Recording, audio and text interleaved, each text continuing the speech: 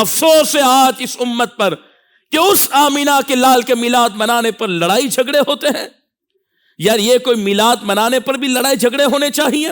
افسوس ہے کہ آج اگر کلمہ پڑھنے والا رسول اللہ کے میلاد پر اعتراض کرے کہ یہ نہیں منانا چاہیے، استغفر اللہ، افسوس کی بات ہے. کہتے ہیں یہ میلاد آپ منا رہے ہیں. ہم نے کہا میلاد حضور سید عالم صلی اللہ علیہ وسلم کی محبت میں منایا جا رہا ہے. اس سے بڑی اور دلیل کیا ہے؟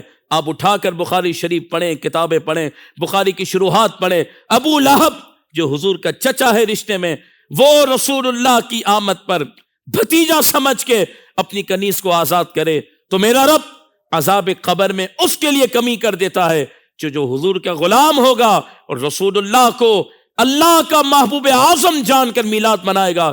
میرا رب اس پر کتنی بارشیں رحمت کی فرمائے گا.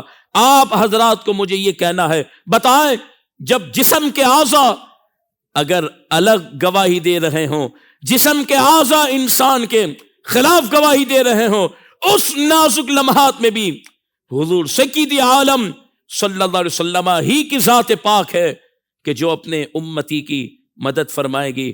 جب انسان کا اپنا جسم بھی اس کے خلاف ہو جائے، میرا آقا اس وقت بھی تنہا نہیں چھوڑتے. سوشل میڈیا پر اسلام کی صحیح تعلیمات جاننے کے لیے ابھی حافظ سائر قادری کا نیا YouTube channel Islamic digital studio subscribe کر لیں، اور ہاں نوٹیفیکیشن بیل آئیکن کو بھی پریس کر لیں تاکہ ہماری نئی ویڈیوز آپ تک بر وقت پہنچ سکیں.